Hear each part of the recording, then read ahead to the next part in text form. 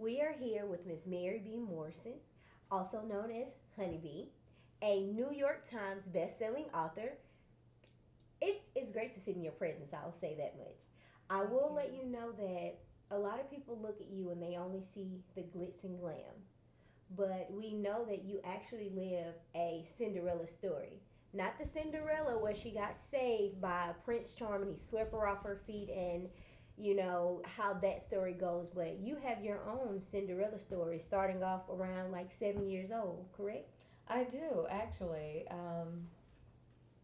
A lot of things happen to young girls and women growing up, and sometimes we're actually defenseless. So, when I was 7, and I have a sibling who was 2 years older than I am, and they would send us to what's called the country, Mm-hmm. so we went to Amite, Louisiana. But my grandfather was like 92 years old. And so while we were there, he would be intimate with us. I mean, literally, we had to take off all of our clothes. We would be in the bed, sometimes together, my sister and I, and basically he would be fondling us.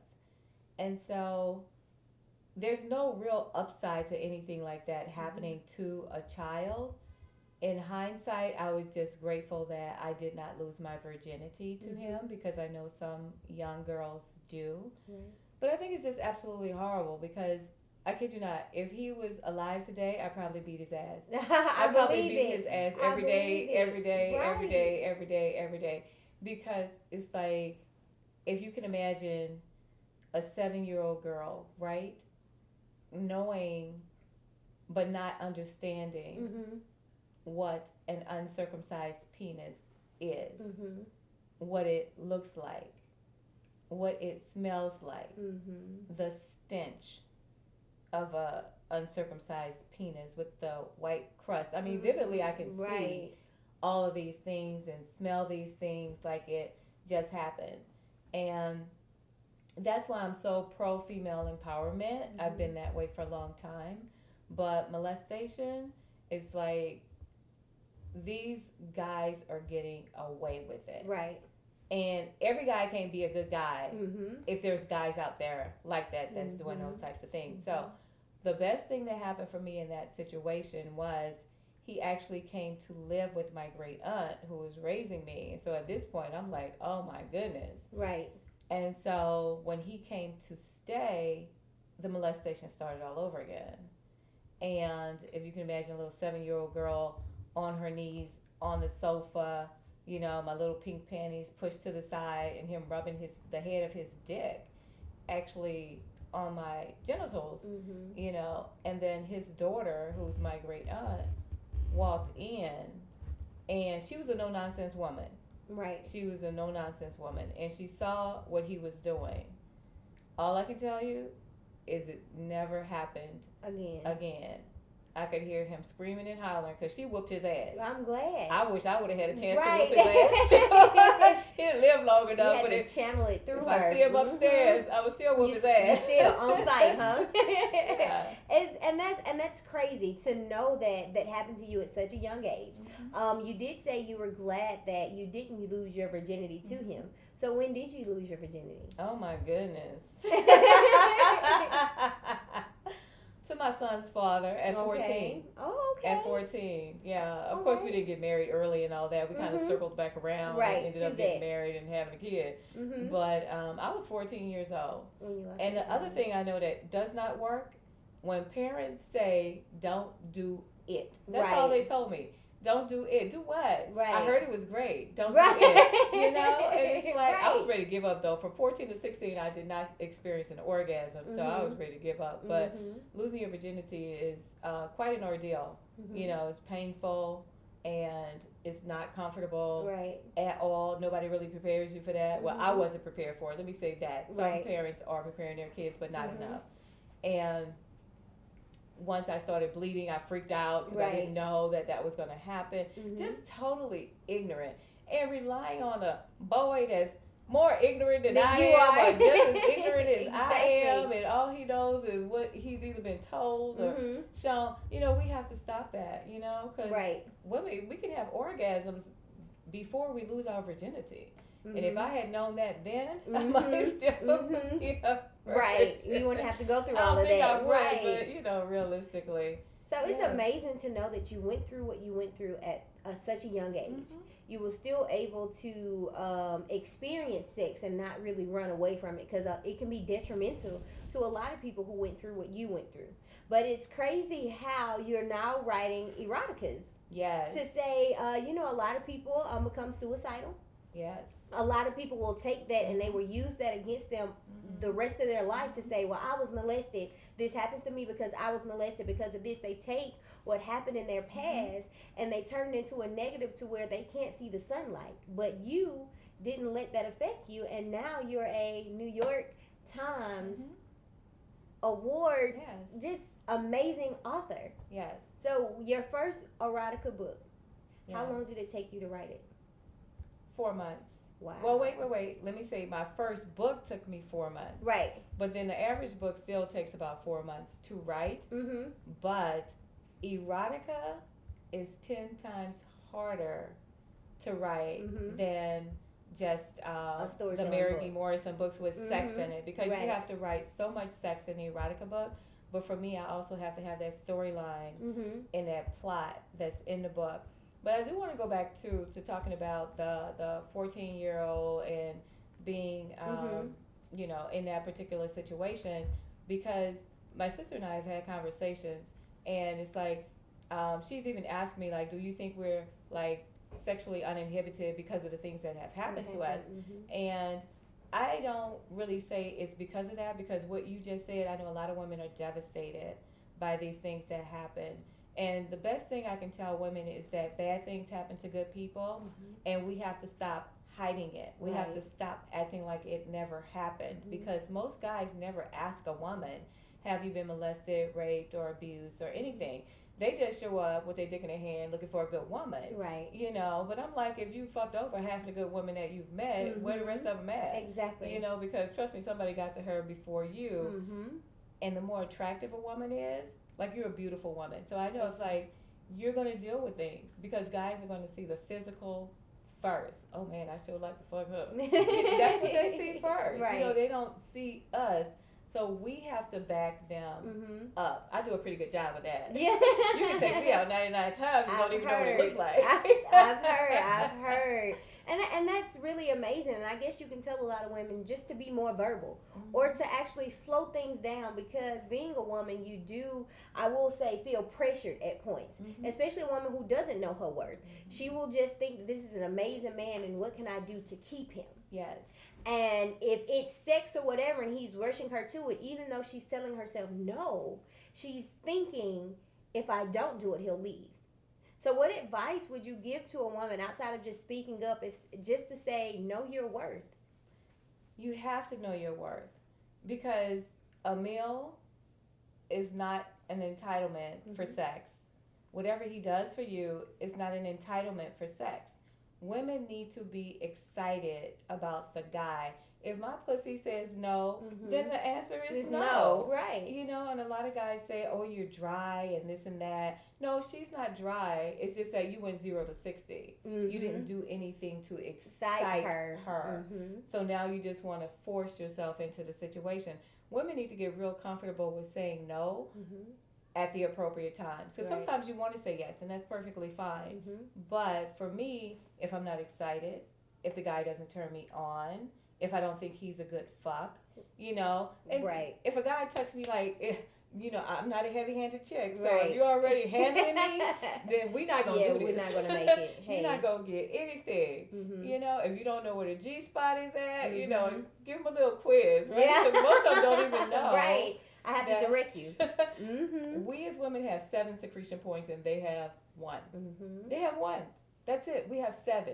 From squirting to the clitoral orgasm, where I said earlier that women can have orgasms and still be virgins, and then the whole vaginal orgasm. Men are jealous. It's like a car, right? They come standard. We have options. Yes, the sunroof, the reverse camera. Options. They just got the base factory. They're just lucky to be driving. I hear that. That's what, and a lot of women don't understand that. But once again, that goes back to their worth. But you were telling me earlier that we're going to jump back to your book that you put out. When you wrote it, it took you 4 months to write it. You gave it to them. You had the cover and everything, and they ended up changing the cover of the book. Why? Do you know why they said they wanted to change it? I'm just gonna, because I did have this copy of it. Like, this was my version of it, right? Because I wanted people to know that people were in bed having sex with this book, right? So with this book, even in the back, they still in the bed, right? It's like, oh my gosh. So that's why a lot of people picked the book up. They didn't know who Mary B. Morrison was when I wrote my first book. But the guy on the cover would make you, like, at least pick the book what's up. What's going on? And once you start flipping the pages, it's like, oh my gosh. But then the publisher, they, believe it or not, a lot of the big time stores, the Walmarts, the Targets, some of those don't want to take our overly sexual, which I don't understand, because romance books have nothing but guys with their shirts off. So they figured they knew better, and I have screenplay written across here because, that was a whole nother deal. I'm not going to get into that, but this particular version, I said, nobody's going to know these characters are fucking. Right. Soulmates dissipate. I'm going to think this is a real flowery romance, and the people are going to crack the pages and say, what the hell is going on? And I tried to convince them to keep my cover. That would have been the best thing because the momentum was going. And so that slowed down the momentum of the book because people kept looking for the book and it was like, no, that's not it. Right, that's something because else. sex sells. Yeah, so, but that's kind of how I got through that particular process with my first book. But it still did well. It did very well. It still did well. And that's still my best-selling book. Exactly. Then we see all of these, how it just kept evolving. Yeah. When it comes to these erotica books, and I know you have to be very imaginative, are you imagining a lot of these sexual experiences, or are you basing them off of experience you've had yourself? I tell people it's a third. Research, imagination, and experience. I've done a lot of things. A whole lot of things. I don't think I missed too many things. Right. I mean, even traveling abroad, I will go to the sex clubs to see what it's like. I've been to the sex clubs here. You won't find me there now. You won't find me there now, but I like trying things. At 18, 19, I bought my first set of Benoit balls, and those are the ones you exercise with. Most women know what they are, but in case you don't, it's exercise balls that you put inside your vagina. I was curious even at that age. Right. I was 14. I need to know. I got pregnant, 15. I had a miscarriage, and that's far too young. But I knew what I wanted to do as opposed to what I was told not to do. But telling somebody not to do something, it just doesn't work. So even with having those situations happen, I was still curious about sex. I'm like, it's got to be more to it than what these guys just doing. These guys don't know what the heck what else is going on. So, nowadays, it's like I am such a free spirit with it. It depends on the energy and the person that's in the room. And I feel like, especially when people are married, that they shouldn't have any limitations behind closed doors with experimenting and doing things like that. If I really like the guy, I put toys on the headboard. So when he walks in, it's just this whole room of, you pick what you want to use. Yeah, what are we using today? Choose what you want, And so there's different options there, right? You have the condoms up there, Safe sex is always a good thing to keep in mind, But even with strapping on, if that's what a guy wants, let's do it. Right. It's nothing but a thing. It's like, inside the married bed or whichever bedroom you happen to close the door to. That happens to be whatever door people want. Because some guys want anal penetration, but they don't consider themselves gay. But they like the stimulation. Right. I've even been told, slow down, you're going too fast. So you've done it before. Make love to me. It's quite an experience what they want in the bedroom. But behind closed doors, I always say that you should allow yourself to be free. Yeah. But a lot of people can't, and some women can't because of things that have happened to them. Right. And they have a lot to get over. Right. But I just say one step at a time, one hurdle at a time. Right. Do something different. I do think a lot of women, they suffer from the box that we have been put in as women, as you're not supposed to do this, you're not supposed to do that, and also trusting.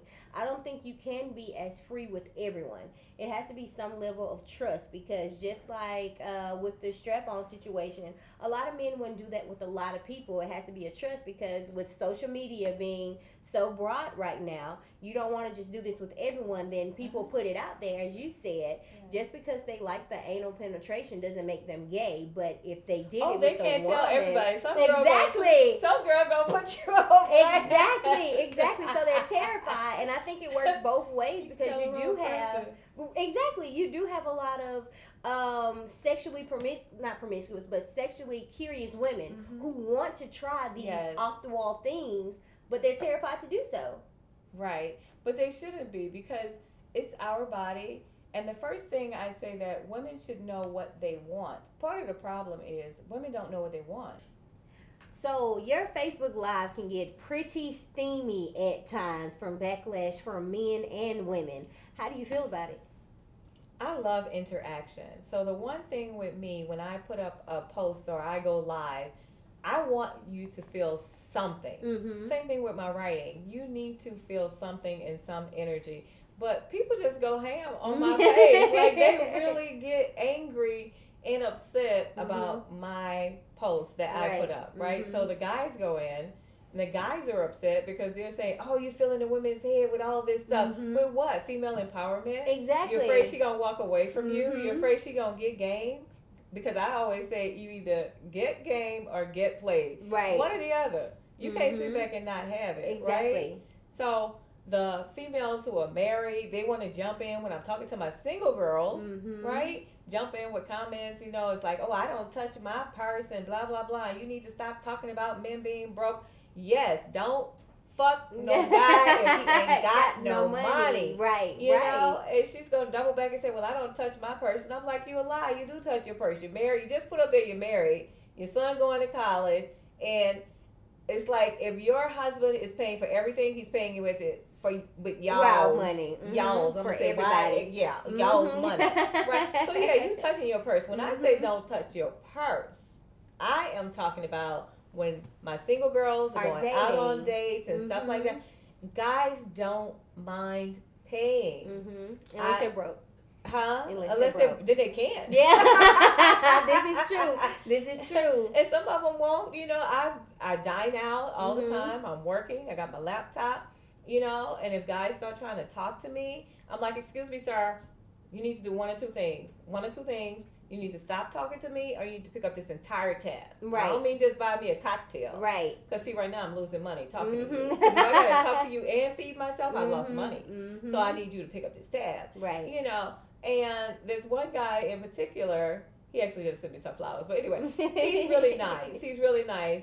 His thing was, he said, I never had a woman talk to me like that before, but I understand where you're coming from, so I'm not offended. So he just picked up tab about a half dozen times. Even on his birthday, I said, look, I know it's your birthday, but you're going to take me out. I'm not going to touch my purse. Right. And I know it's your birthday, but I'm going to let you buy me a gift. He bought me a gift for his birthday. No, I ain't buying no damn gift. I haven't slept with him. I will eventually if he hangs in there long enough to get to that point. But I got to train him. See, he's a country guy. So he needs a little bit of training, right? Yeah. I let him come over. We was doing some things and whatever, and he got a little bit too excited, and he wanted more, and he started doing this to my head. Oh, goodness. It's like, don't touch the back of my head. Don't touch. I'm a grown woman. I know what to do. But it just feels so good. See, I can give an amazing hand job. I teach classes on that, too. Because everything you don't want to put your mouth on. So, sometimes women need to know how to work them hands, work their head with them hands. It's like all kind of skills that girls have. So when I'm talking to my girls on Facebook, I'm talking to my girls, and they appreciate it. It's no reason not to be liberated. Exactly. Fuck that's crazy. They just don't want us to be great. In a nutshell, why would you not want us to get all of this good information? Because you're scared. Because when we realize our worth, because that's the problem 9 times out of 10. Women don't know their worth, so they do put up with more things that they need to. But once you make me knowledgeable of my worth, and I know what I'm worth, you won't be able to pull game on me anymore. Not ever, anymore. ever. And wait till my Dicks Are Dumb book comes out. Because dicks are I'm so dumb. excited about Men it. are fairly intelligent, but dicks are that dumb. thing ain't got no damn sense.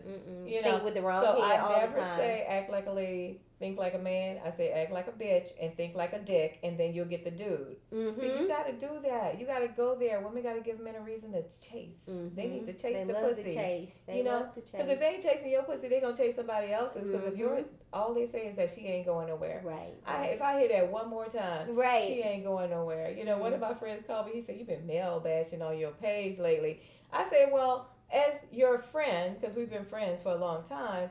I said, "Well, your last relationship was 10 years. You fucked over her and cheated on her 9.5 years. You told me 6 months in you were fucking somebody else and you ain't never stopped having a side. So when I say another reason why men ain't shit, I say I'm talking about you. Right, I'm talking about you. I'm talking about you. You know, he said, okay, I'm cool. I have to take that. Oh, yes, right. you do. You have no choice. Yes, you do. He said, well, when you get to Cali, I'm gonna take you out. I said, and you know what? I'm not gonna touch my purse. He said, exactly. I got you, because I like you. Men, believe it or not, like women who are confident, who are assertive, who can take the dick or leave it, who can, not feel desperate. And women have to feel that way to feel better about themselves. I'd rather for him to be pissed off than me. This is true. I got work to do. So, speaking of that, chasing and everything, how is your dating life? Oh, girl, you gonna get into that? Okay. I need to know. I need to know. How is this dating life? My dating life is interesting. It's interesting. So, there is one particular person that I like. I haven't been in a relationship, and oh my gosh, I haven't been I've been aside in a couple of situations since I've been in Atlanta, but that's a whole other situation. I hear it. But I finally met this guy. He's cool. I like him. He respects my schedule. He doesn't blow up my phone. He's not calling me all the time. He waits for me to say when I'm available. That works for me, right? But I'm still single.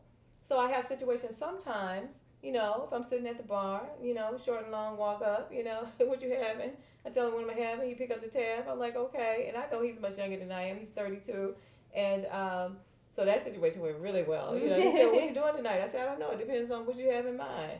He said, you like live music? I said, I love it. He said, you want to go out? I said, absolutely. He said, I'll pick you up at 9:30. I said, cool. Picks me up. We go out. I never touch my purse, right? And we go to another place after that. Never touch my purse, right? So then the date is done pretty much. And he's like, well, I got to stop at the store. I said, what you got to stop at the store for? He said, I need some condoms. That was out the gate. That was a good point for me, though, because that's a sign of safe sex. See, I'm comfortable with myself. Okay. So I know already whether or not I'm going to do anything, but he just elevated, saying, we going to get some condoms. I said, oh, so you just assume we having sex? He said, for sure. Just like that. Yeah, he knew. He was confident, and so even when we walked in, he went straight to the shower. He washed his ass. Everybody got to wash their ass. If you don't wash your ass, you get nothing from me. Right. Because that's another thing. Guys want to stick their penis in a woman's mouth and stick the dick in the mouth. You ain't washed it. It's done been everywhere. Been hanging between the balls all day. You done used the bathroom umpteen times. And you think it's okay to go home to your girl and stick that in her?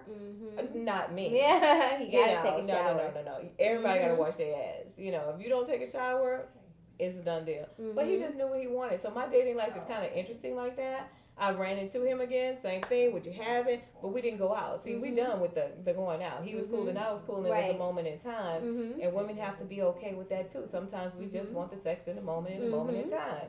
And that's what it was. So I just date openly, but then like the other guy, I've been out with him 6 times and he don't even know what it looks like. Right, wow. He might get to it. He's on his way. He's doing all the right things, but I had to slow him down because he doesn't know how to handle me. So I got to teach him, but in the process of teaching, we're actually becoming friends and we're getting to know each other.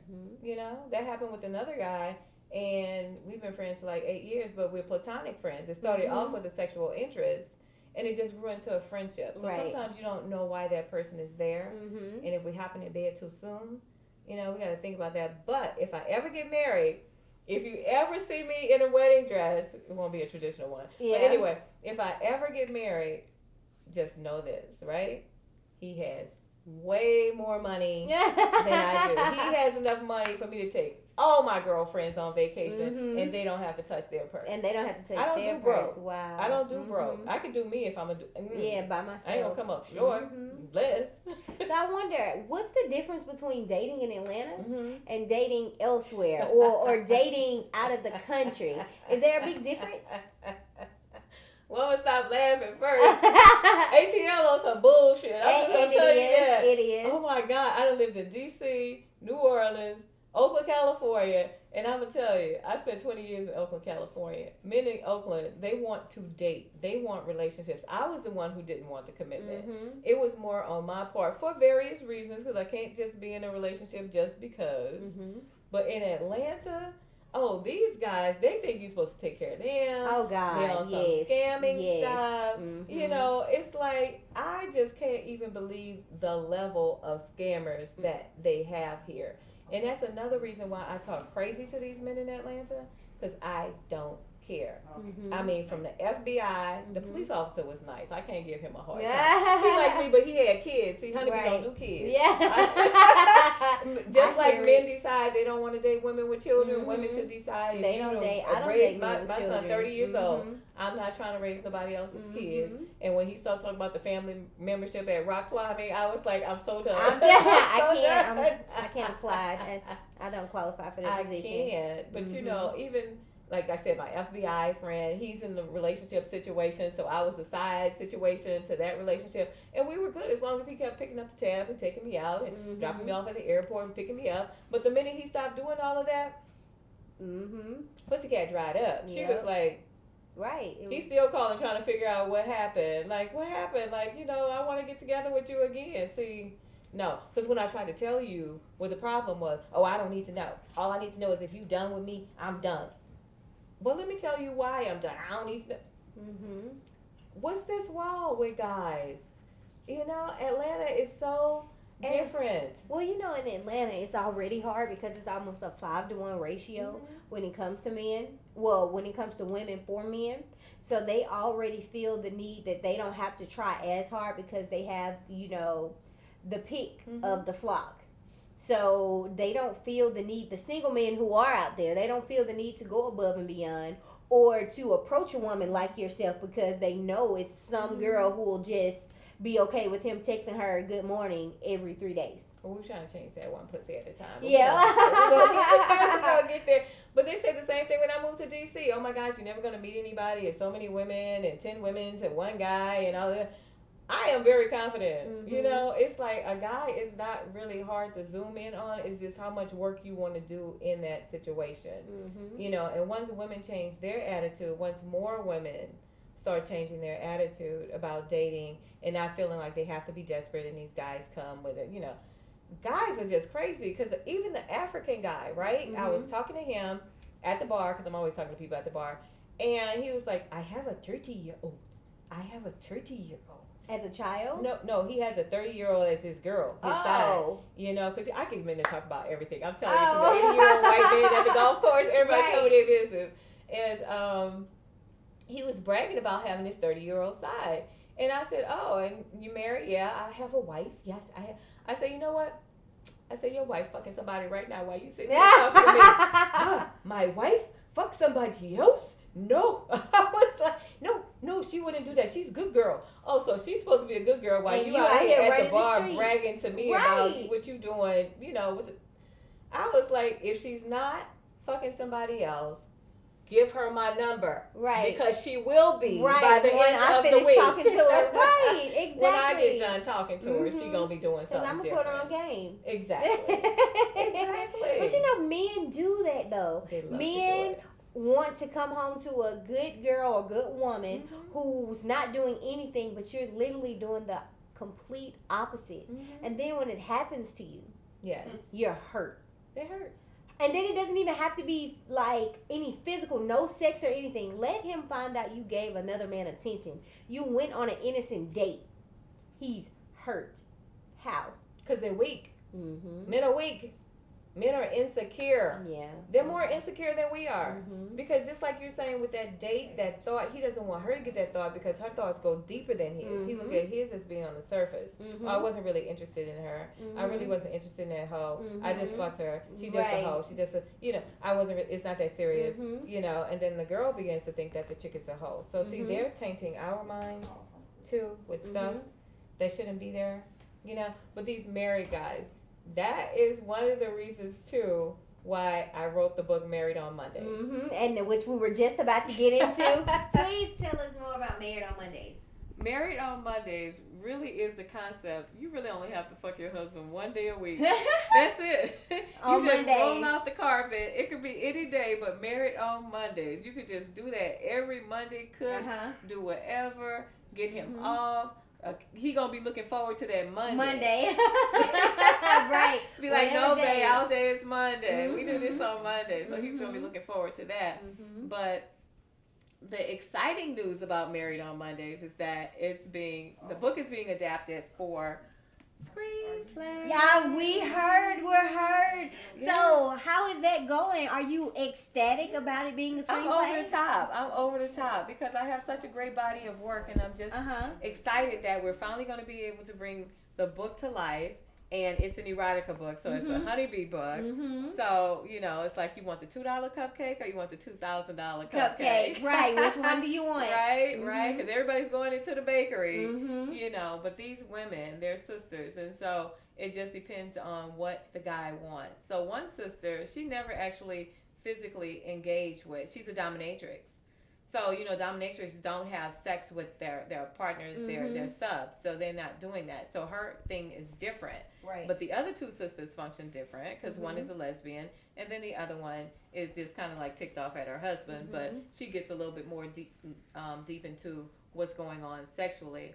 But this particular book is really about female empowerment and looking at it from different angles. How you can still be sexually empowered, not cheating on your husband, but interacting with, right? But this bakery is making money hand over fist. Listen, I see. Yes, it's just if you're going to get the $2 cupcake or the $2,000 cupcake. Yes, and for my fans in Atlanta and my fans who are here, they're going to have the opportunity to actually be on set. Okay. Yes, so they have to stay posted. MaryMorrison.com, just stay posted. Follow Facebook, The Real Mary B. Just keep checking that out. We're just going to put everything out there. But this is an exciting time. And the movie's just going to be off the chain. It's going to be different from, I think, what we normally see at the theaters. Right. It's going to be like off the chain. They're going to get a chance to be on set as far as casting or just to be a part of the experience? The casting call will be out there because there are a lot of actors in Atlanta, and I know when I did my stage play, I've met some amazing actors, and some of them now are on Tyler Perry shows and different shows now. So I'm looking forward to that because we need also, in addition to great content, we need new faces. Yeah. We don't need to keep recycling the same faces. Those people who are out there working their ass off to get this opportunity to be a part of it, that's what we want to do. We want to include those individuals and get them excited about what we're doing. So we got a lot going on. That's so exciting. Married on Mondays. It has to be. I can't wait to read the book. Yes. I can't wait to see how this screenplay is going to turn out. It's so much to digest.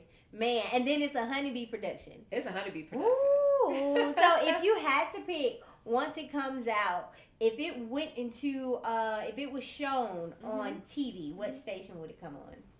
Probably more of, I do like HBO. I love HBO because they kind of push the envelope and you see the nudity and different things like that. It wouldn't be over the top, but I think the nudity has to be there in part with the movie if it's going to be on like cable or something like that. So that's the network. I won't say who I don't think, where I don't, because that's not appropriate. But I would just leave it at HBO. HBO is a safe haven, I guess. Well, would it be like if Married to Mondays came on? Would it kind of be? Do you remember Uncut that used to come on BET, where all of the vulgar things happen as far as the music videos and things? Would it be a after 10 o'clock type movie? Well, see, now you're saying after 10 o'clock, and this is interesting to me too, because in America, we consider things certain taboo, and you can't, like, you can watch stuff at any time these days. But I understand what you're saying, like after 10, like say if the kids are going to sleep, kids are up. Right. They're watching stuff on their phone. So there is no hiding anything from anybody at this particular point.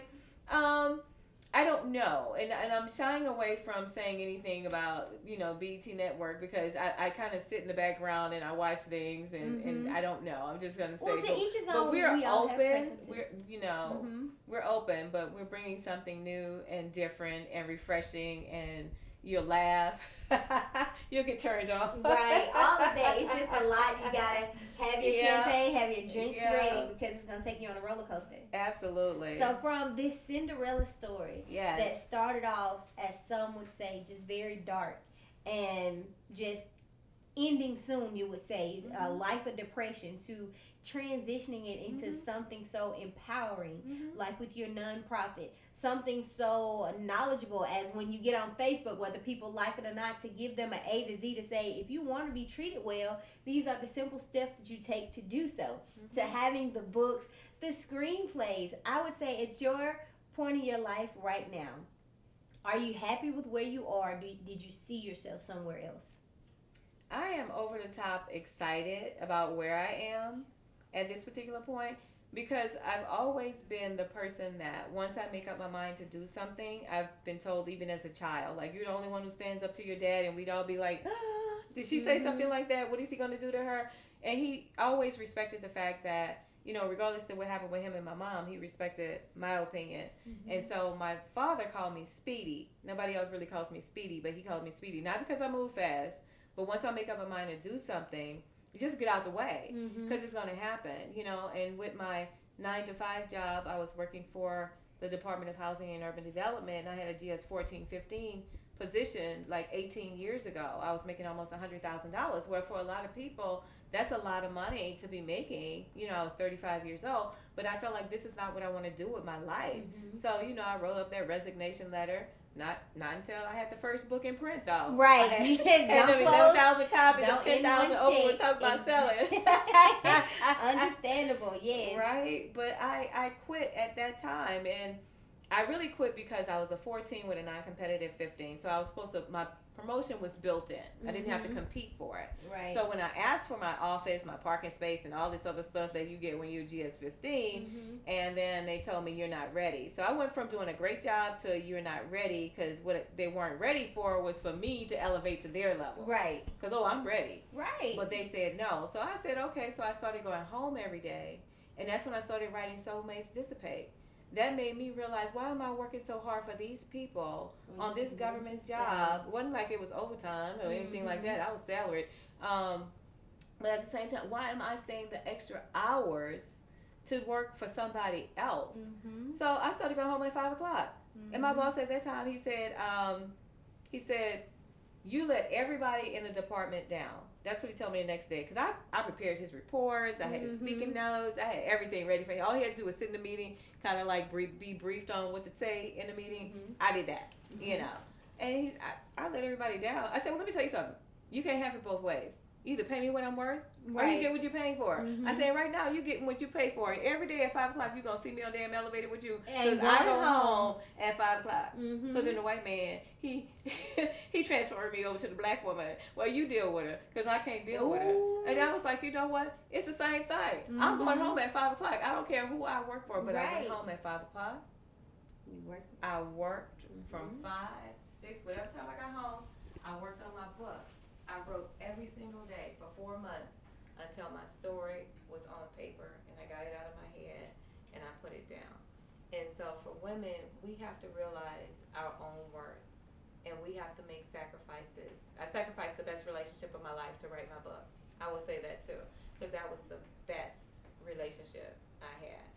But I asked him, I said, I know I'm in a different zone right now. If you want to end this relationship and see other people, it is okay with me. And he said, yes, I would like to do that.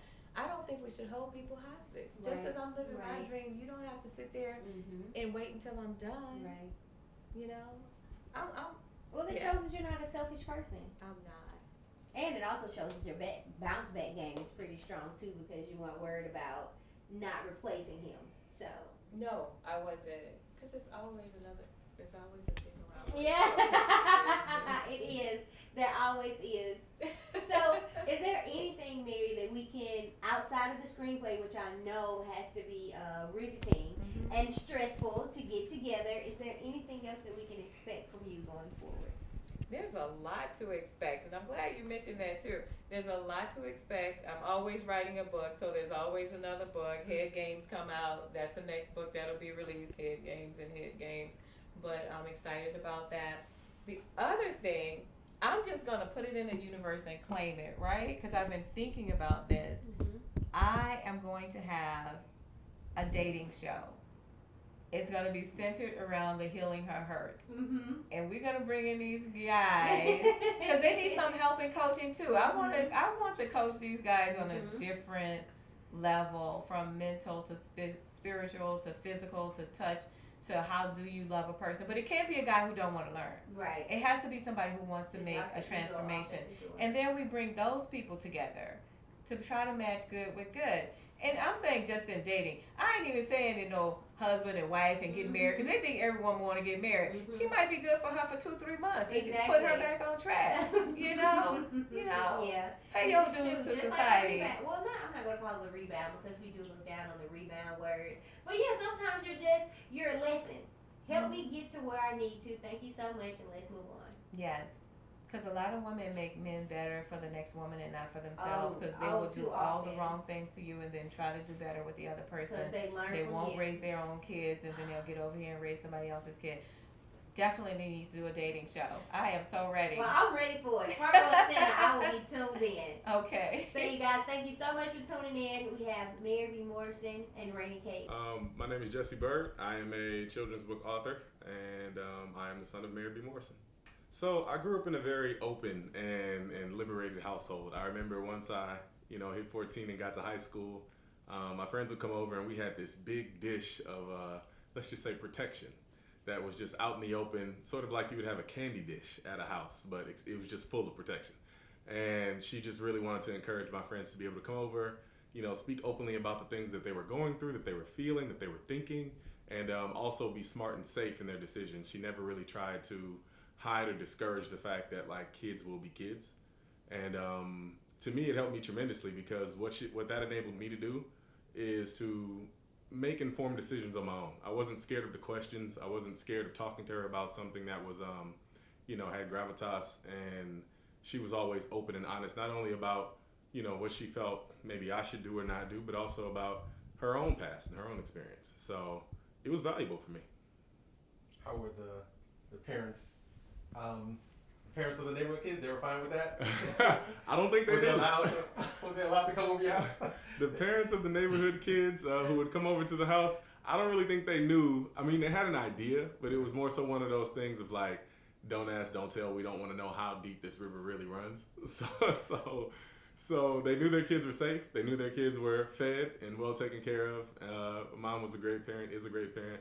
And so I think, everything else was just more so their own sensitivities. And so they knew that, and everybody was allowed to sleep over and stay as long as they want. And I've never had a parent, that I know of say their son, can't come over and hang out with Jesse or spend the night. Okay, so your mom was the parent that the other kids could talk to about those things and so forth, which whether they wanted to or not.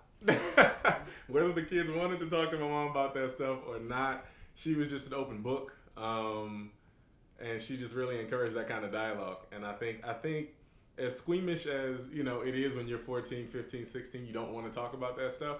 But then it's like the opposite side of that is that's the change that you're going through. Your body's changing, your mind is changing. You didn't necessarily ask to get hormones, but they're here, they're present, and they're sort of communicating with you all the time. And so to ignore that fact doesn't make it go away.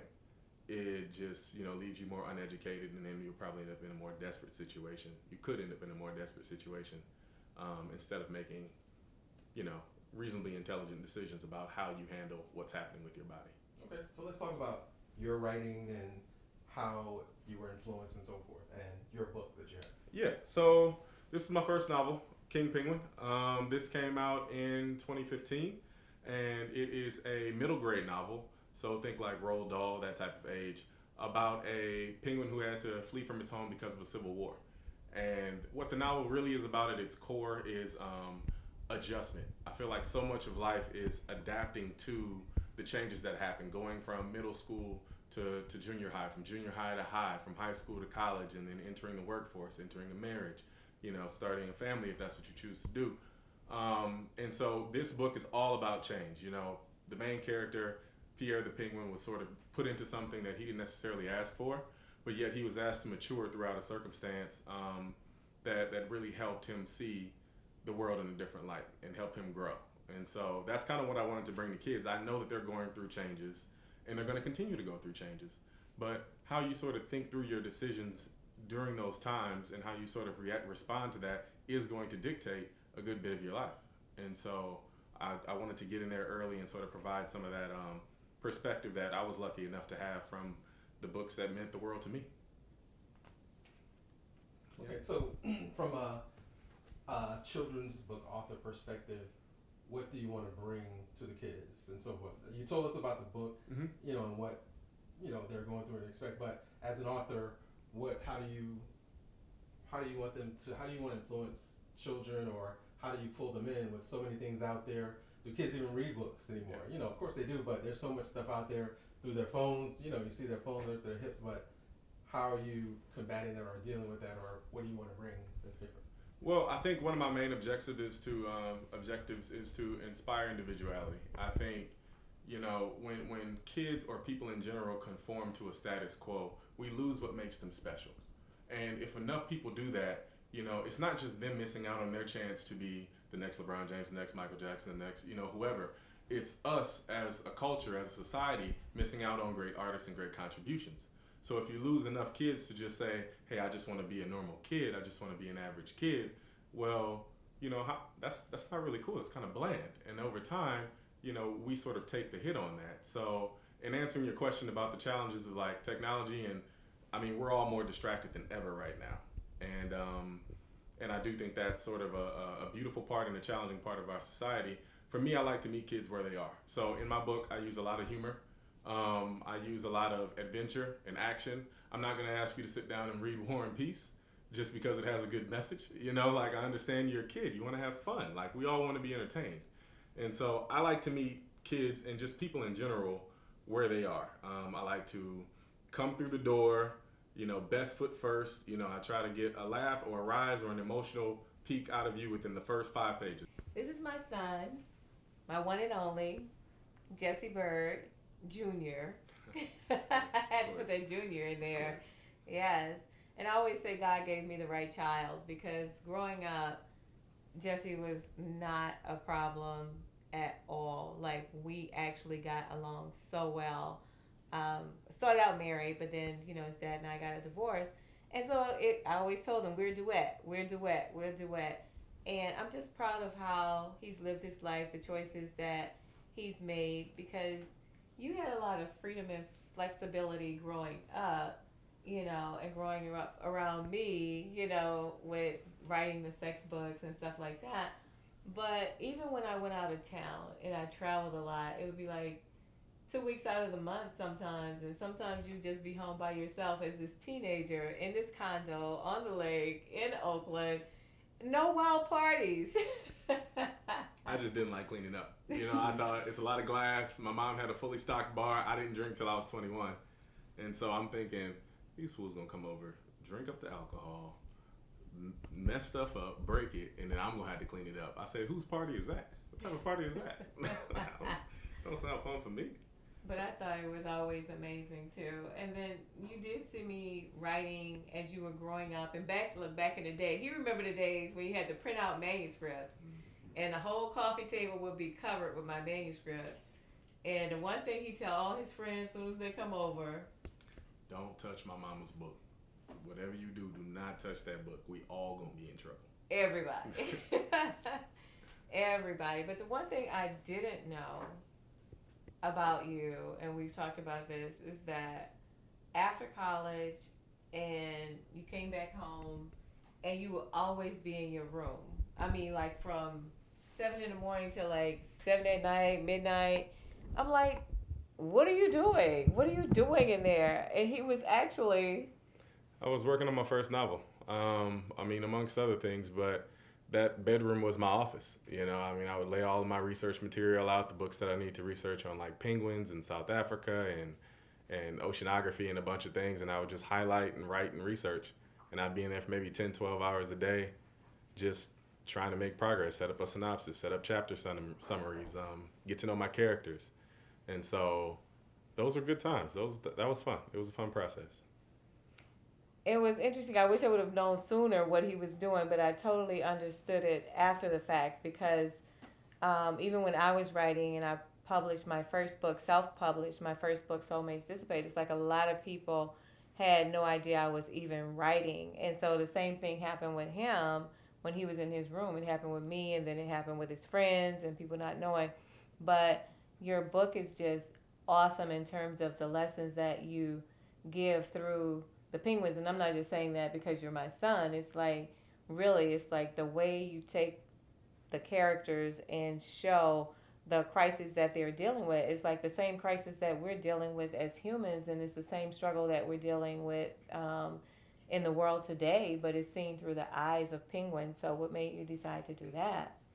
I think for me, I just really appreciated the lens and the scope of writing for children because you can take sort of some of the colorism out of it. You can take even a lot of the sexism out of it, and you can just get to the core of being, a living soul, a living being, in our case, a human. And I think that that's a very powerful vehicle, especially when there's so many divisive lines, when everybody's trying to draw a line in the sand and say, this makes you different than me. I just wanted to get to the humanity of it. And I think the children's movies and books that I enjoyed growing up that made a difference for me did that well. You think about The Lion King. I mean, they're lions, but the story is more human than a lot of live action films that I've seen in my life. So in terms of connecting with me and making me feel something deeply. And I think that's just what I wanted to share. I like that aspect of how you actually view things because you're pretty practical even when I'm not.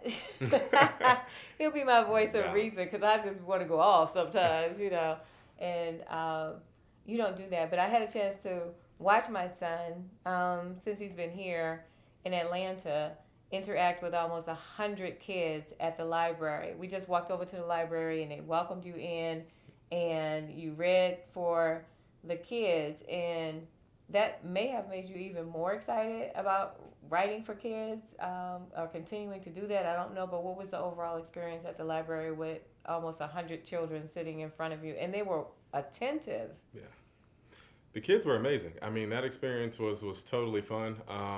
They were interactive. They made noises when I asked them to roar like a lion. They almost put my eardrums out, which was great. It was a really great experience. I think for me, one of the things most people don't really know about me, I mean, writing is already a reclusive sort of career path. You have to be okay spending hours and hours of your time by yourself in your own head. And for me, I think I either had or developed a very small version of social anxiety, where actually, speaking and getting in front of people would actually make me a little bit nervous. And so, I was wondering how that would stir up when I started speaking to the kids. And I think I sort of found my audience. That was the first time that I spoke to a group that large, because I've been living overseas.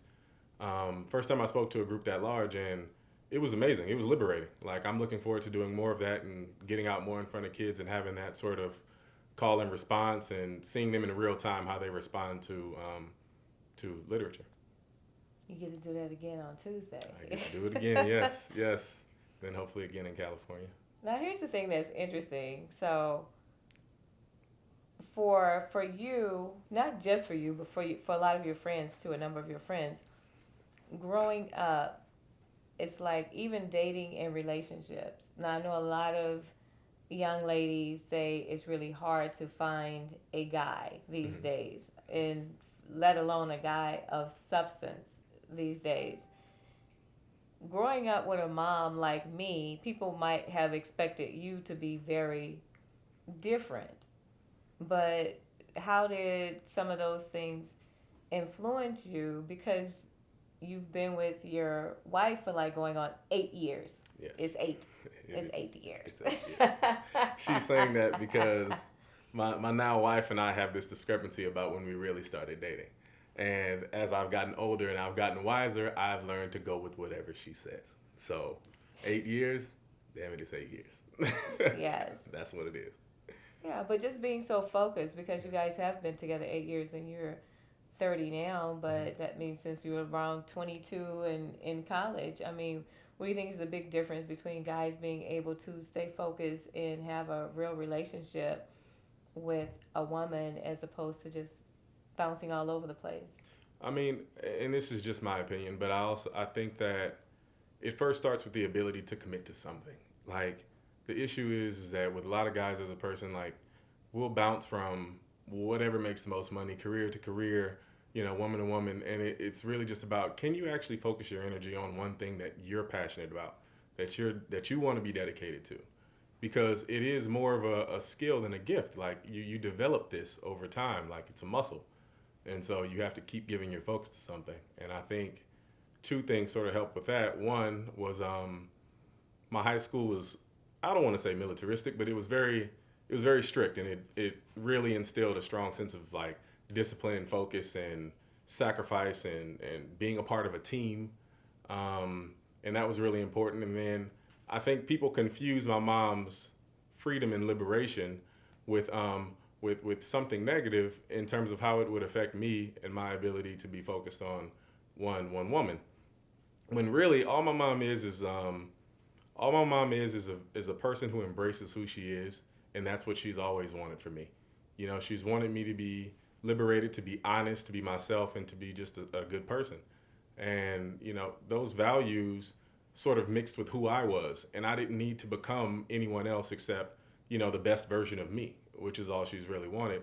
So yeah, I mean, it doesn't surprise me at all that coming from the household and the dynamics that I've grew up in, that I've been in this relationship for 8 years now.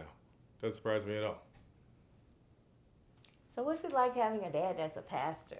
Well, No, that relationship wasn't gonna last. Well, that's a funny dynamic, because I just left New Orleans, which is where my dad and the rest of our family live. Most of them live in New Orleans. And yeah, he became a pastor about 3 years ago. He was a deacon for maybe 10, 15 years before that. And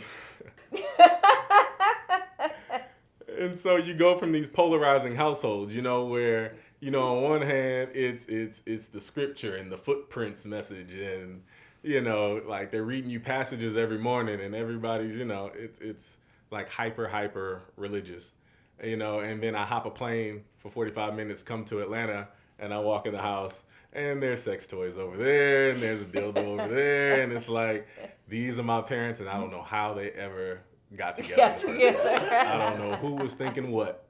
I don't know what practical joke that was, but I'm happy they did, because now I get to be here. Yeah, your T. Vanessa was responsible for that. But anyway, we're not going to hold it against her. So, Dubai, living in a foreign country, does that give you more ideas and inspiration? And what's it really like living there? Well, I think Dubai is kind of its own situation, because it's the safest place I've ever lived in.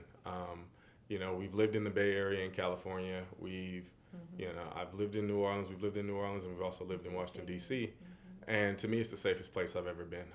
It is conservative in terms of its value structure, but I haven't met anything but, good people from the locals and all the different cultures. It's very metropolitan as well. A lot of people from the UK, Ireland, Thailand, Philippines, India.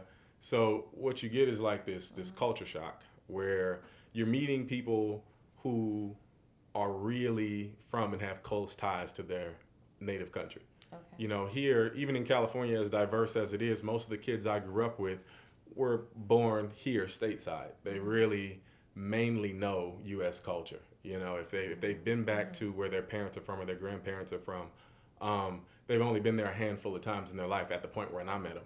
And so it's completely different than meeting someone who's lived their entire life in that place, and they're so connected to that culture that they introduce you to things and words and phrases and practices.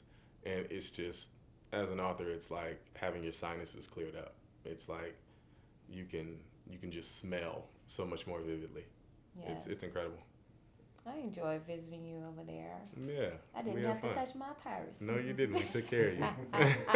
Even with this one. We Yes, took but care it of is you. safe over there. I felt very comfortable, and even when my cell phone was on my backpack and it was behind me, I never worried about it. But here, in Atlanta, I'm doing this all the time. Is my phone still there? Is my phone still there? Did somebody bump into me? So just a huge difference in terms of being safe and being very clean, very clean, very clean Mhm. city. So, have you picked up new projects since you've been in Dubai that you're working on? Yeah, I'm working on a few writing projects out there. One is actually for my wife's boss. Because of the non-disclosure agreement, I probably can't get too deep into exactly what that project is, but it's an amazing, amazing project that I'm working on with the team over at Huda Beauty, and I'm excited to be a part of it. They're doing some really creative things with their goals for the company. So I'm happy to be a part of that. Also, there's a project here stateside. I was connected with a young man who was Dennis Rodman's road manager for 7 years, and he traveled with him to North Korea and Russia and a bunch of other countries. And with everything that's going on in the world and politics right now with the U.S. and North Korea and the dynamic of the missiles and the nukes and things like that, he felt like it was time to share his experience firsthand of not only being an American in North Korea, but meeting Kim Jong-un personally and being an African American in North Korea.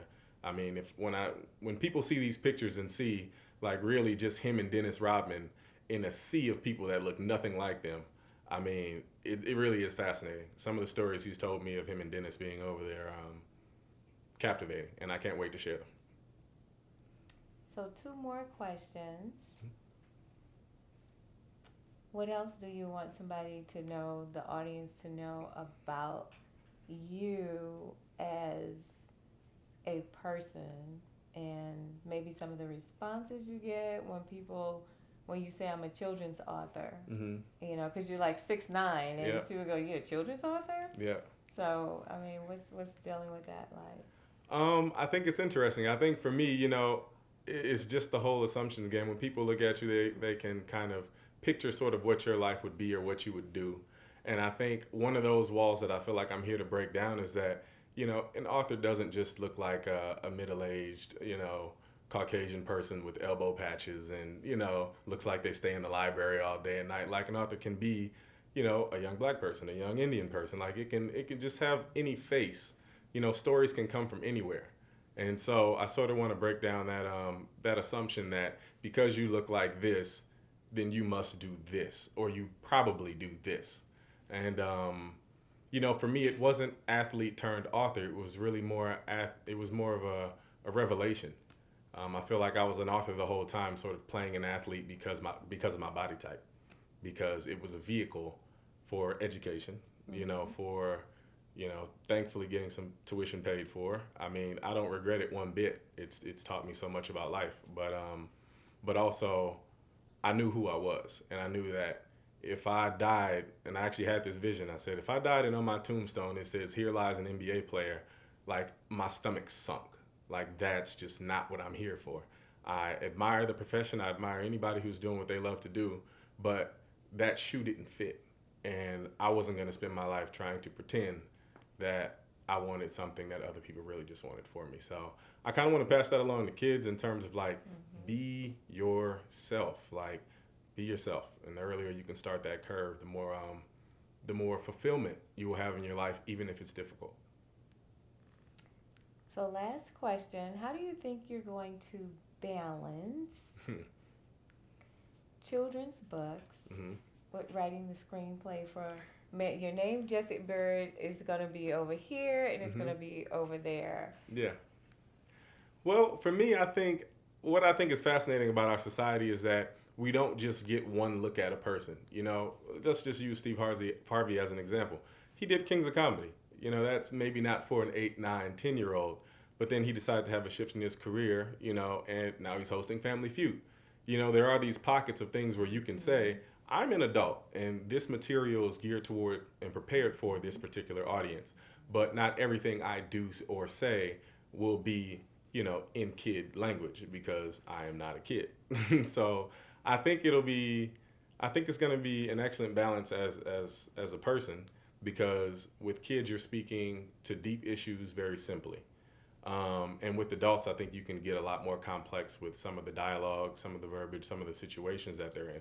So it's going to be a fascinating range in terms of writing for both audiences at once. I'm looking forward to it. Think I could write children's books? Oh, absolutely. I really do. I really do. Yeah. No, I don't write for kids. No. If you want to write. Okay. Well, this has been great. Yes, I always Mom. like doing an interview with my son. Yes, Mom. Yes. What advice, if any, have you given him in relationships, growing up, or marriage? I'm not really heavy on giving advice when I'm talking to Jesse about relationships. It's kind of as I do with my friends. What I do is that when there's an issue or a situation or something that comes up, we talk about it, and we talk about a lot of things. And the way I parent is that if he walks in the door and I see something isn't quite right with him and he sits down, then I'm going to sit on his lap. I'll say, let's talk about it. So I'm going to sit sideways, cross his knees. Let's talk about it. I don't want to talk about it. Let's talk about it. I don't want to talk about it.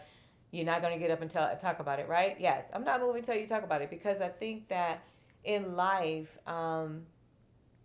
like, you know, my mom actually committed suicide. But I feel like in life, just issues in general, if we just take 5 minutes or 10 minutes with our children to find out what they're dealing with. So whether it was something with relationships or not, I go and see him every month when he went off to college, only because I had to look in his eyes. He was like, you don't have to keep coming down here. I was like, no, I need to look in your eyes. You know, it's like you could tell me anything over the phone, right? So I didn't believe in that. So I would actually go, and to me, that's my nurturing part, to make sure he's okay. So as long as he's okay, I can tell if he's stressed out. Oh, they had one African Jamaican girl that I was like, ugh, I don't like her. I was praying for the day he'd leave her alone, because she was just crazy. She was crazier than me. She was just crazy. She was for no reason crazy. Anyway, so that bothered me because I saw a different stress level in him in terms of dealing with that situation. And he may have had another situation that I wasn't fond of, but we would talk about it. He knew I didn't like that girl. I'm not going to call her name. But I did not like this girl. So, you know, finally when he came and said, but I never said leave her alone. No. I never said end the relationship. No, it wasn't detrimental like that. So my thing is like, okay, when people have had enough, they'll kind of know it. So the day he came and told me that, you know, we're not together anymore, I was like, yes. Like, yes. Oh, white. You know, she come calling me talking about I got some things to drop off. I said, girl, we got a 24-hour door person. You leave all that at the front desk. It's like, he'll get it. Okay. I don't want to talk to her, you know. Jesse, from your perspective, I know you've been out of the dating game for a while. Yeah. But when you were dating, what do you think about the whole "don't touch your purse" philosophy from your perspective? The whole "don't touch your purse" philosophy. When Well, you dated. I mean, I was raised to, you know, if you're gonna take somebody out, you take them out. So, I mean, the first, I would say, you know, 3 dates and maybe even more after that would be 100% on me. I think for me, I would never request that a woman touches her purse, but I do want to see a partnership if we're gonna do this long term, and that doesn't necessarily mean monetary, but I do want to know that if this is date 5. You know, maybe you pick the place, maybe you drive. Like, you know, there are other ways for this to just be more collaborative than you know, me treating you as if there's nothing you can contribute to the situation. I believe in partnerships. Like, I don't want to own or control or, you know, solely be the caretaker of anyone, you know, except my kids. Like, if you're an adult and we're equals, then we need to work together if we're going to go deeper into this relationship. And everybody has a different definition of what that means. I'm not saying that that's perfect for everyone. I'm just saying for me, you know, as we develop a relationship, I like to see us work together on things as opposed to one person, she or I, you know, pulling the entire weight on, you know, different things. I'm here today with my girls hanging out. We're just having a good time. And I'm so excited to be here because we have a lot of things to talk about. I'm going to tell you who they are, and they're going to tell you more about themselves. So today we have my girl, Missy E, the party doll. Hi everyone, I'm Missy the Party Doll. I'm out of station in Macon, Georgia. I've been there for about 9 years, but my friendship with Mary started probably 7 or more years. Yes. When I say ride or die, she is definitely a ride or die. And I mean, dating, issues, problems, whatever. We've talked about all those things. And we just been tight ever since. I've been on your show so many times. Oh yeah, you got a spot running. This is Mary HoneyB Morrison, New York Times bestselling author. Yeah. So yeah, I am ride or die, and she's ride or die too. You know, she bailed me out of jail, but she won't talk about it. You know, sometimes I get in trouble. But yes, but I also have my publicist who has been by my side the entire time I have been here in Atlanta, and she is absolutely the best and amazing, Crystal Jordan. Hello. It's funny because I met Mary when she moved here to Atlanta, but I knew Mary way before she moved here. I was the public relations manager for Barnes & Noble years and years ago. So I was a community relations manager when the Byrd, when the black books started to really take off, and I had a book that came across my desk early called Soulmates Dissipate. And so I read it, I fell in love with it, and then I just became a fan, and I followed her, all the books that she wrote. You know, I loved it when it, you know, we went a little bit deeper into erotica. I was like, she's definitely one of my favorite authors. And so I got a call of back in, I guess about 5 years ago here in Atlanta, to asking me would I want to work with this author, and I was like, are you kidding me? Like, she's one of my favorite authors, and I literally remember how amazing I thought that book was. And so I just told her, like, I think you're amazing, and we hit it off, and she literally is one of the most authentic, genuine people I've ever met, and she knows I always have her back, and we have so much fun. So I'm definitely excited to be here today. Thank you. We do have a lot of fun together too with the stage play that we did together, Single Husbands. Crystal did all the PR on that. So we have a long relationship now. We did the video, we did the Oh yeah, the headmaster video. You can learn sometimes. Yes. And we also have here today my dear friend Lily Ortiz, and I met Lily through another friend. But we're like soul sisters. We think alike a whole lot. That's probably because we Virgos. So hey, yeah, this is my sister. We're 1 day apart birthdays, so it's awesome. Happy birthday. But yeah, Mary is one of my closest friends. It's funny, we met through a mutual friend who she kept saying, you guys are just alike, you guys are just alike, you guys are just like, and I was like, whatever. But when I met Mary, it was like, oh my God, this is my sister from another mother. So we've done a lot together. She actually helps balance me. A lot of times I'll think something a certain way, and instead of her making you, you know, you can talk to somebody and they make you feel kind of bad about yourself or look down or judge. Mary has a way of talking to you and letting you look at things from another light, and a couple days later I'll be like, Mary, thanks, man, I look at this totally differently. And then in relationships, because one of the things I noticed that we'll probably talk about more is like just our way of looking, because we've been taught so many ways to look down on ourselves as women. So to have Mary bring that out of you and then be like, okay, this feels uncomfortable, but it makes a lot of sense. And for her to just share things that most of us are very uncomfortable with, right? Mm-hmm. That we feel like, oh, this is taboo, but it's really not. So I appreciate that in Mary more than she probably knows. Thank you. I appreciate it. And we have here today my friend. She already knew what it was since the third grade. Oh my God, we've been friends since the third grade. We live right across the street from each other. Growing up, Vanessa Abanaturo. Hi, how y'all doing? My name is Vanessa. She just introduced me. Of course, you can tell I'm not a talky person. I've known Mary most of my life, and I can tell you that she is the same person. She has always been the same person throughout. She's very nice. She's very genuine, and she has been a great friend. We've been there for each other. Okay, so one of the things we're going to talk about today is body image in women and how the community view us, especially the guys. Try not to use that N word, but especially the guys. And that's your favorite They word. do.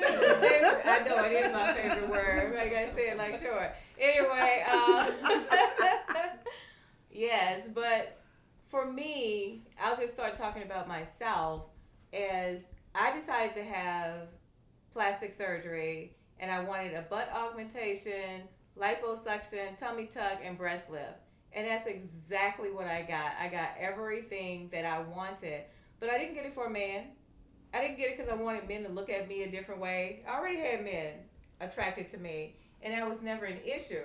But it's like, oh my gosh, for all my girls out there that got them booties, I see I'm part of the clique now, so it's like this thing ain't nothing but trouble. You can't even get out the car. Don't get out the car ass first.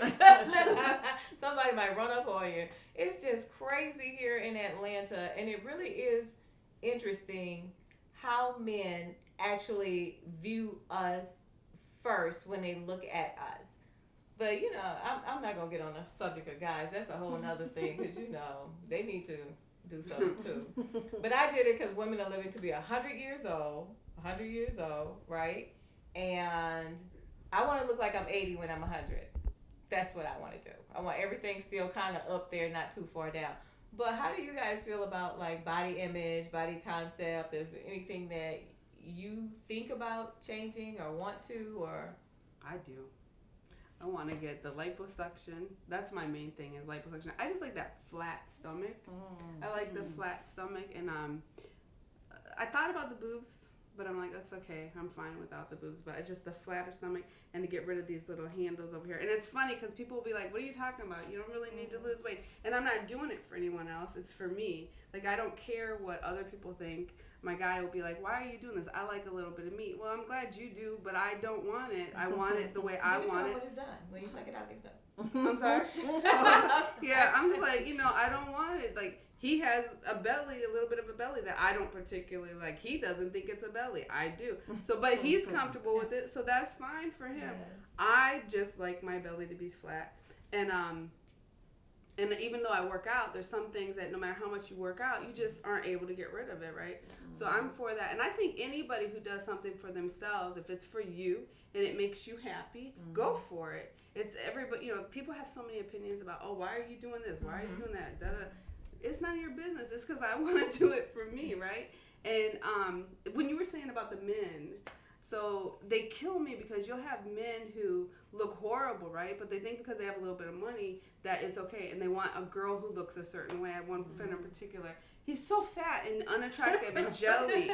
Like, he's so unattractive. But the first thing he'll do is talk about a woman, like, oh, she's too fat. Like, I'm finally like, dude, have you looked in the mirror? Like, can you even see your dick under that belly? Because his belly's so big. But he has a young girl, and he thinks that these girls really like him. And, like, dude, you're paying. Stop paying and see how many women you really have. Like, they are around you because you're dude, you look bad.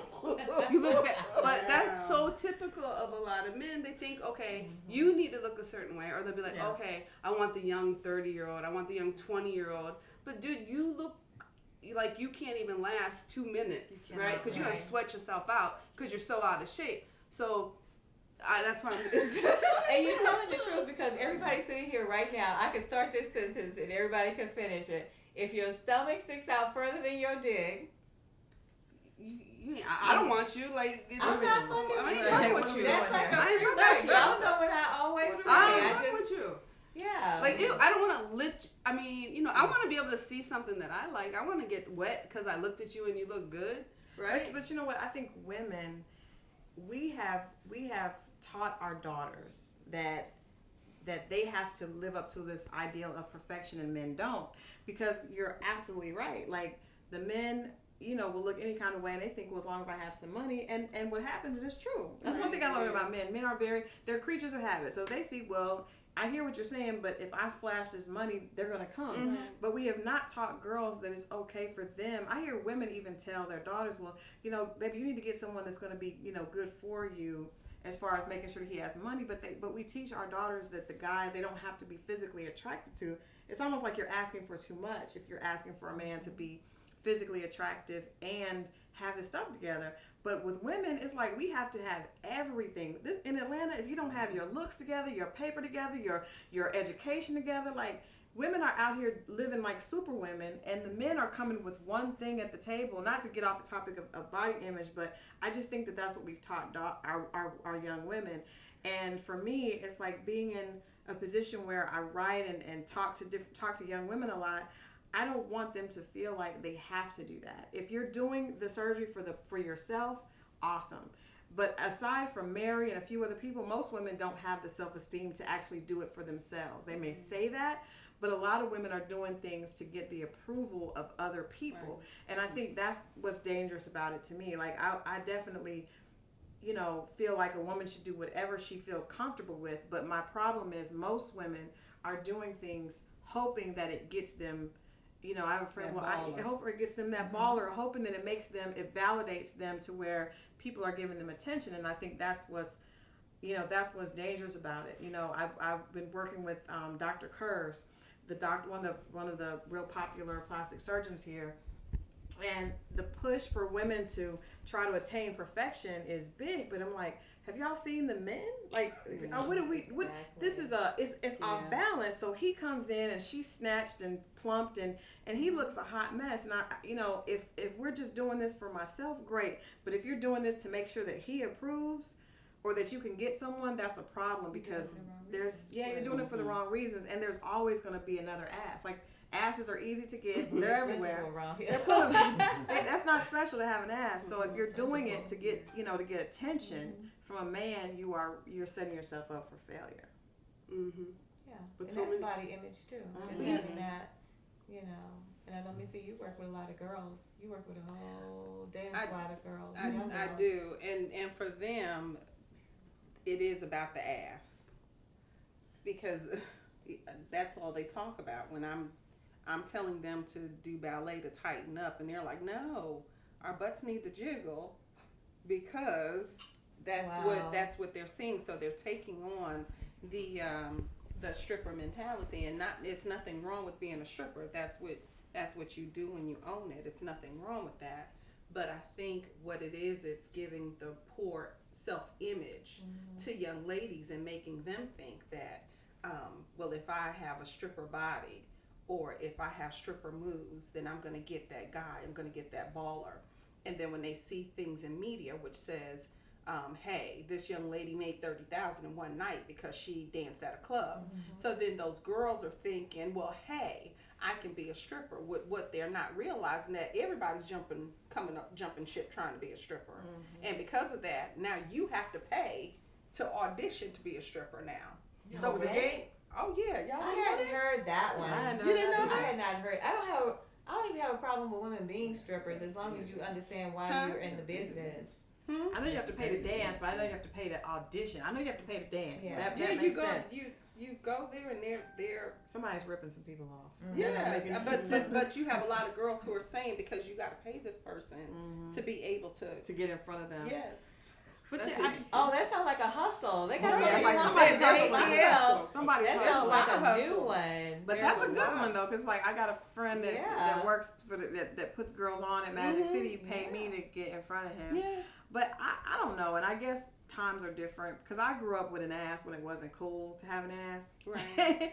And I remember being like 13 or 14 and being embarrassed because guys would say, well, their comments, damn she's thick, but it's never like, it was always in the time of I'm trying to fuck. I'm not trying to be with a girl that is built like that. I even had guys say, well, you get a girl with a pretty face that's thin, but if you want a freak, and they just automatically assume because you have a big ass that you're a freak. And I think all women can be a freak at the right time. But for a man to assume because of how your body is shaped, and then for those girls to assume that will get you a man, it's so messed up because a lot of times the only thing he's thinking about at that moment is having sex with you. It's not about you.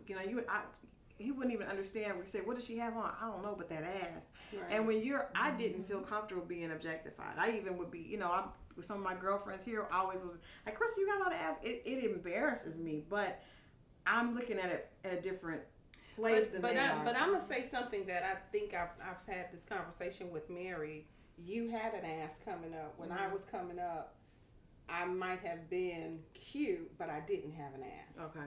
So for me, I've always had butt envy. Ass is overrated. So I know, but it's not. But for me, Yeah. I've always, because I grew up in New York, and having an ass was being a part of being black, and so that meant that I wasn't black enough, because when people would see me, it was like, even when the Puerto Rican was like, damn, you got a flat ass to be a black girl.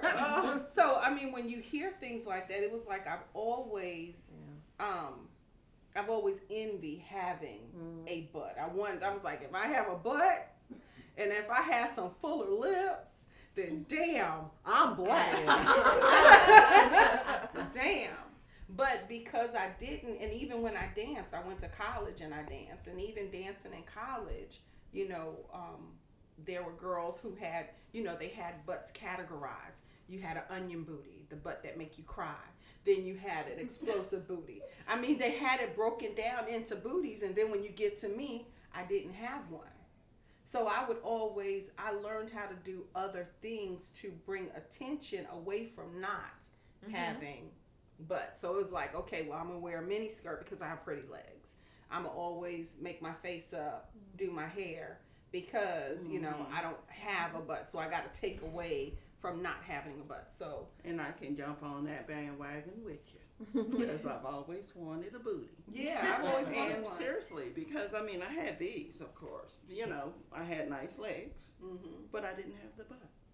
So that's one of the things why I went to Mary's doctor to get a estimate on everything, and I told him I wanted the liposuction, and he could take that fat from my sides, my stomach, and my back, and put it in my butt. Yeah. So, All of it. All of it. So how big are you looking at? In terms of, You want an explosive booty or an onion booty? I want them to cry. Okay, so you want that onion booty? Yes, I do. Yeah.